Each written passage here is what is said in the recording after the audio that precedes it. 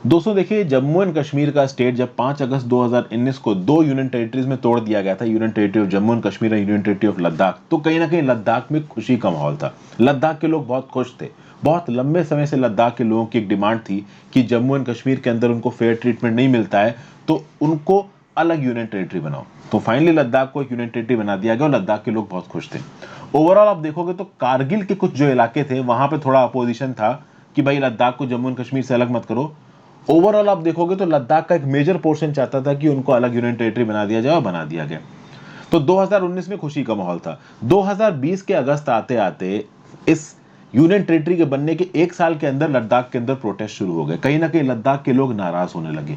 ये हम समझने की कोशिश करेंगे कि लद्दाख के लोग नाराज क्यों हैं और लद्दाख के लोगों की डिमांड क्या है।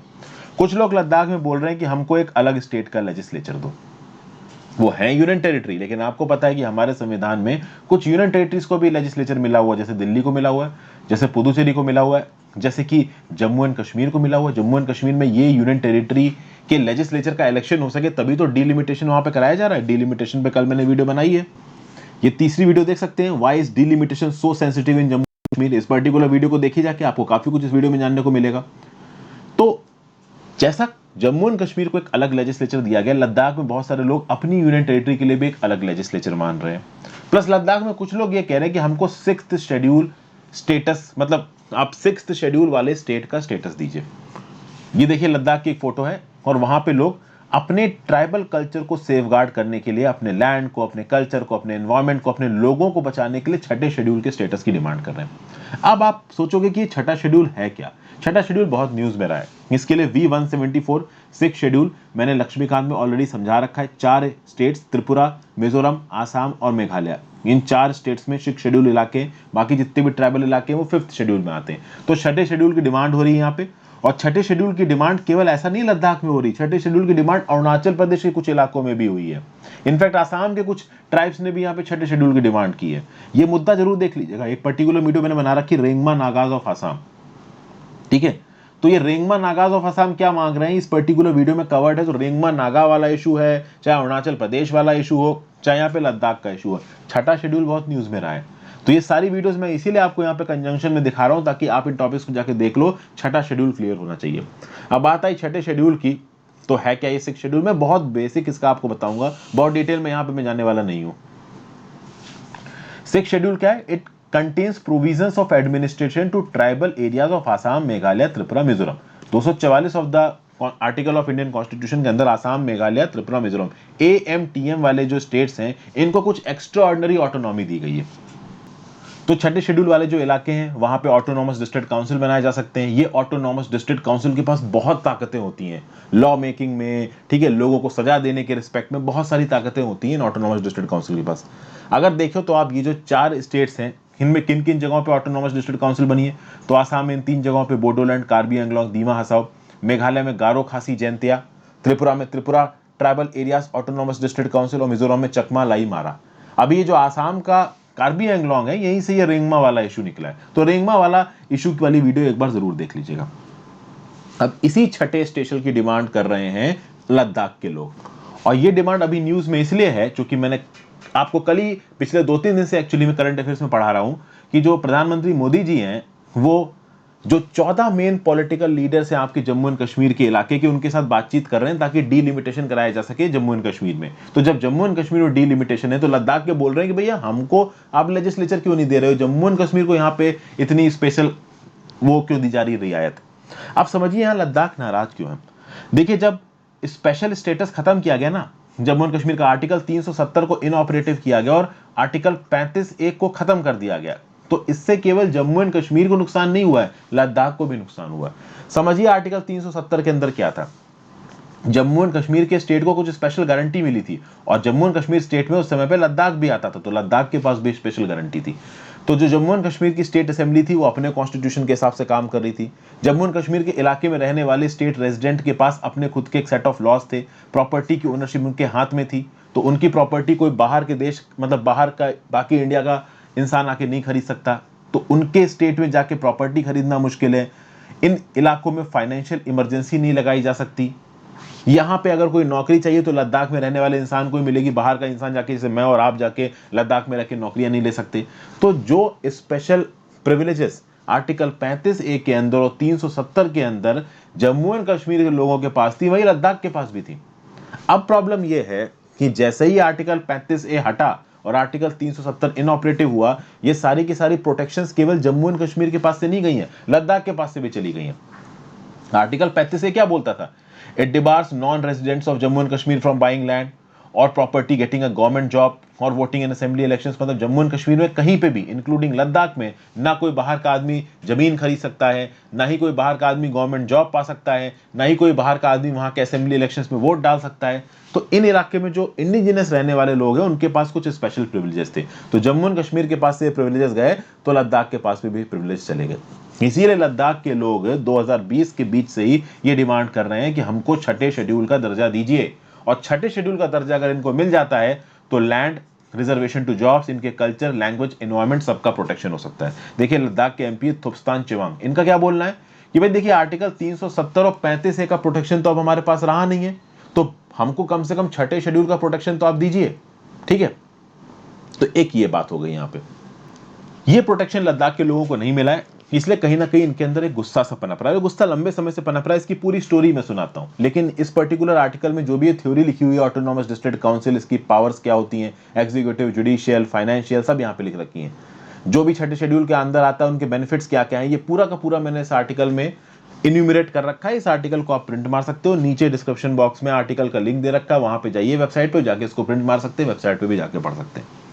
अब देखिए लद्दाख छठा शेड्यूल मांग रहा है, तो क्या सही मांग रहा है? बिल्कुल सही मांग रहा है। लद्दाख की 95% आबादी ट्राइबल है, और कहीं ना कहीं national commission for scheduled tribe ने ये रिकमेंड भी कर दिया है कि लद्दाख को दर्जा दे देना चाहिए छठे शेड्यूल का। तब भी अब तक लद्दाख को छठे शेड्यूल का दर्जा नहीं मिला है। अब एक एक्ट है लद्दाख में, LAHDC एक्ट। फुल फॉर्म क्या है इसका? फुल फॉर्म है इसका Ladakh autonomous hill development council act of 1997। ये जो लद्दाख ऑटोनॉमस हिल डेवलपमेंट काउंसिल एक्ट 1997 का, इसने दो हिल डेवलपमेंट काउंसिल बनाई है। एक है लेह की हिल डेवलपमेंट काउंसिल 1995 में बनी है, और एक कारगिल की हिल डेवलपमेंट काउंसिल 2003 में बनी है। अब आप समझिए बात को। पहले क्या होता था कि जम्मू एंड कश्मीर का एक एडमिनिस्ट्रेशन होता था और ये हिल काउंसिल्स होती थी। तो लेह और कारगिल के इलाकों में ये हिल काउंसिल्स डिसीजन लेती थी। वो डिसीजन अप्रूवल के लिए कहां जाता था? जम्मू एंड कश्मीर के लेजिस्लेचर के पास जाता था, और जम्मू एंड कश्मीर का लेजिस्लेचर उनको अप्रूवल देता था, चीजें इंप्लीमेंट हो जाती थी। अब क्या कि जम्मू एंड कश्मीर का लेजिस्लेचर तो रहा नहीं है, तो अब जो भी ये हिल डेवलपमेंट काउंसिल डिसीजन लेती हैं वो जाता है अप्रूवल के लिए सेंट्रल गवर्नमेंट के पास। सेंट्रल गवर्नमेंट का खुद का एक एडमिनिस्ट्रेशन बैठा हुआ है यूनियन टेरिटरी ऑफ लद्दाख में। तो अब टेक्निकली ये जो हिल डेवलपमेंट काउंसिल है लेह की और कारगिल की, जो भी डिसीजन लेंगी उनको अप्रूवल देगा यूनियन टेरिटरी का एडमिनिस्ट्रेशन। लेकिन पिछले एक साल में ये देखा जा रहा है कि ये कारगिल की हिल डेवलपमेंट काउंसिल या लेह की हिल डेवलपमेंट काउंसिल अपना कोई डिसीजन लेती है, और उस डिसीजन को काउंटर करने के लिए यूनियन टेरिटरी की एडमिनिस्ट्रेशन अपना कोई और डिसीजन लेती है। मतलब कि कहीं ना कहीं एक क्लैश सा आ रहा है। जब ये हिल डेवलपमेंट काउंसिल अपने नियम कानून बनाने की बात आती है तो यूनियन टेरिटरी एडमिनिस्ट्रेशन का कोई दूसरा नियम कानून इनके आड़े आ जाता है। इसके चलते यहां पे लद्दाख के लोग ये बोल रहे हैं कि अगर आप हमको छठे शेड्यूल का दर्जा दे दोगे तो कहीं ना कहीं चीजें एकदम क्लियर हो जाएंगी। लद्दाख के लोगों का सीधा सीधा बोलना है कि भाई हमारा आइडेंटिटी अलग है, कल्चर अलग है, लैंड अलग है, जॉब्स अलग है। हम 3 लाख की आबादी वाला यूनियन टेरिटरी है। अभी 130 करोड़ के देश के लोग अगर यहाँ पे बहुत सारे आने शुरू हो गए तो हम उनको झेल नहीं पाएंगे। तो आर्टिकल 370 और 35A हटा दिया, हमें कोई परेशानी नहीं। हम चाहते हैं हट जाए, क्योंकि कहीं ना कहीं जम्मू एंड कश्मीर के अंदर भी हम सेग्रीगेटेड फील करते थे, बट कम से कम हम आपके अंदर तो सेग्रीगेटेड फील ना करें। और इसलिए लद्दाख के लोग छठे शेड्यूल का दर्जा का स्टेटस मांग रहे हैं, बट उनको मिला नहीं। मैं आपको बता दूं, जब यूनियन टेरिटरी ऑफ लद्दाख बनाई गई थी ज्यादा लोग खुश नहीं थे। कारगिल के इलाके में जो शिया मुस्लिम्स रहते थे वो इस बात से खुश नहीं थे कि वो जम्मू एंड कश्मीर से अलग हो, वो जम्मू एंड कश्मीर के साथ ही रहना चाहते थे। लेकिन जो बुद्धिस्ट पॉपुलेशन है बहुत बड़ी आपकी यूनियन टेरिटरी ऑफ लद्दाख की, वो चाहती थी कि एक अलग यूनियन टेरिटरी बने, क्योंकि उनकी खुद की अपनी एक ट्राइबल आइडेंटिटी है। प्लस कुछ र्यूमर्स भी चल रहे हैं। जिस प्रकार से जम्मू एंड कश्मीर में एक डोमिसाइल लॉ लाया गया है, लद्दाख में भी एक र्यूमर चालू है कि लद्दाख में एक डोमिसाइल लॉ लाया जाएगा। डोमिसाइल लॉ क्या बोलता है? डोमिसाइल लॉ ये बोलता है कि अगर कुछ लोग for a certain period of time से 10 ईयर्स और 15 ईयर्स किसी एक जगह पे रहे हैं तो वो वहां के डोमिसाइल के लिए एलिजिबल हो जाएंगे, और जिसके जिसके पास भी लद्दाख के अंदर डोमिसाइल होगा वो वहां पे वोट भी डाल सकता है, वो वहां पे जमीन भी खरीद सकता है, वो वहां पे सरकारी नौकरी भी ले सकता है। तो लद्दाख के लोगों का ये बोलना है कि भाई कोई सेंट्रल गवर्नमेंट का पर्सन आके यहाँ पे नौकरी करता है 10-12 साल के लिए, तो क्या वो हमारे बराबर का हो गया? क्या उसको सारे हमारे बराबर के राइट्स मिल जाएंगे? ये तो गलत बात है, ये नहीं हो सकता। तो लद्दाख के लोगों का बोलना है कि हमारे पास रिसोर्सेज की स्कार्सिटी है, हमारी खुद की एक डेमोग्राफी है, हमारा खुद का एक आइडेंटिटी, एक कल्चर है, और हम बाहर के इनकर्जन ज्यादा नहीं कर सकते। हालांकि ये बात सही है कि सरकार को ज़्यादा मौका नहीं मिल पाया है लद्दाख के लोगों की बात सुनने का। उसका रीज़न ये है कि जो 2020 का समय रहा है, खासकर मई के बाद का पूरा इनकर्जन और इंक्रोचमेंट में दबा हुआ रहा है, और आपको पता है कि अभी भी इंक्रोचमेंट हो रखा है, वापस नहीं गई है चाइनीज फोर्सेस। एक जो सबसे बड़ी बात यहाँ पे लद्दाख के लोगों को परेशान कर रही है कि जो हिल ऑटोनॉमस काउंसिल है लेह की और कारगिल की, ये इंडिपेंडेंट तरीके से काम नहीं कर पाई है। वैसे तो यहाँ पे ministry of state for home G Kishan Reddy साहब का ये बोलना है कि ये जो ऑटोनॉमस हिल काउंसिल है इनके पास बहुत ताकत है, इनके पास ऑलमोस्ट इतनी ताकत है कि जो जितनी आपको 6 शेड्यूल में मिलेगी। आप देखो कि ये जो LAHDC एक्ट है 1997 का, लद्दाख ऑटोनॉमस हिल डेवलपमेंट काउंसिल एक्ट 1997, इसके थ्रू ये ऑटोनॉमस हिल काउंसिल बनी थी लेह की और कारगिल की। लेह की बनी थी 1995 में, कारगिल की बनी थी 2003 में, और इस एक्ट में कुछ अमेंडमेंट्स हुए थे 2018 में, और इन अमेंडमेंट्स के बाद ये ऑटोनॉमस हिल डेवलपमेंट काउंसिल बहुत ताकतवर हो गई है। तो यूनियन मिनिस्टर साहब का ये बोलना है कि आपके पास तो ऑलरेडी ऐसी 2 हिल डेवलपमेंट काउंसिल है जो बहुत ताकतवर है, आप डिसीजंस लेते हो, आपके डिसीजंस इंप्लीमेंट होते हैं, लेकिन इन हिल डेवलपमेंट काउंसिल में भी जो लोग बैठे हैं वो ये बोल रहे हैं कि हम जब डिसीजन लेते हैं, कोई ना कोई यूनियन टेरिटरी के एडमिनिस्ट्रेशन का डिसीजन हमारे आड़े हाथ आ जाता है। तो जरूरी ये है कि यहाँ पे नियमों को सेग्रीगेट किया जाए।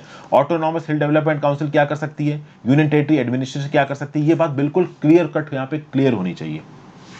किसी भी प्रकार का यहाँ पे एफजेड इंटरेक्शन नहीं होना चाहिए या इंटरसेक्शन नहीं होना चाहिए।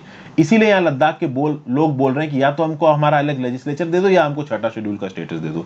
छठा शेड्यूल का अगर इनको स्टेटस मिल जाता है तो ऑलमोस्ट आर्टिकल 35A के अंदर जो आप कह सकते हैं सहूलियत अवेलेबल थी लद्दाख के पास, वो छठे शेड्यूल में अवेलेबल हो ही जाएगी, क्योंकि 6 शेड्यूल के जो स्टेट्स हैं उनके कल्चर को, उनके आइडेंटिटी को काफी प्रोटेक्ट किया जाता है। लेकिन समझिए बात को, अगर एक बार छठा शेड्यूल लागू हो जाता है लद्दाख में, किसी भी और स्टेट में, तो आउटसाइड इंटरफेरेंस बहुत कम हो जाता है। वहां पे वो इलाके फिर बिल्कुल अलग अपनी ट्राइबल आइडेंटिटी पे बेस्ड हो जाते हैं, उनमें ज्यादा इंटरफेरेंस फिर किया नहीं जा सकता है। ओके, तो अगर सरकार का कोई प्लान है कि बड़े बड़े कॉर्पोरेट्स के थ्रू मान लो टूरिज्म की बड़ी बड़ी कंपनियां बनवानी है लद्दाख के अंदर बड़े बड़े रिजॉर्ट्स बनवाने हैं, तो उनके लिए लैंड एक्यूपाई करना पड़ेगा, वो सब चीजें हो नहीं पाएंगी। तो सरकार ने अगर कोई इस प्रकार का डेवलपमेंट प्लान कर रखा होगा लद्दाख के लिए, तो वो प्लान फेल हो जाएगा अगर छठे शेड्यूल का स्टेटस दे दिया जाता है लद्दाख को। आप देखते हैं आगे आने वाले समय में केंद्र की सरकार छठे शेड्यूल का स्टेटस देती है या नहीं देती है। ठीक है, तो लेजिस्लेचर की भी डिमांड हो रही है लद्दाख के अंदर, छठे शेड्यूल के स्टेटस की भी डिमांड हो रही है। आर्टिकल 35A और आर्टिकल 370 का प्रोटेक्शन इनके पास से चला गया है, और LAHDC एक्ट 1997 के अंदर इनकी जो लेह और कारगिल की हिल काउंसिल काम कर रही हैं, उनके काम करने में कहीं ना कहीं यूनियन टेरिटरी की एडमिनिस्ट्रेशन रोड़ा डाल रही है, ऐसा उनका बोलना है। तो ये अलग से स्टेट लेजिस्लेचर मांग रहे हैं और अपने लिए छठे शेड्यूल का दर्जा मांग रहे हैं। अब ये दर्जा इनको कब तक मिलता है, ये देखने वाली बात है। आई होप आपको ये टॉपिक पूरी तरीके से समझ में आ गया हो। Thank you for watching friends. ज्यादा से ज्यादा लोगों के साथ इस वीडियो को शेयर करिएगा। अगर आपको इसकी PDF कॉपी चाहिए तो नीचे दिए गए लिंक से आप इस आर्टिकल पे जा सकते हैं मेरी वेबसाइट से, और वहां पे प्रिंट कर सकते हैं इसकी PDF को। Have a great day, good bye.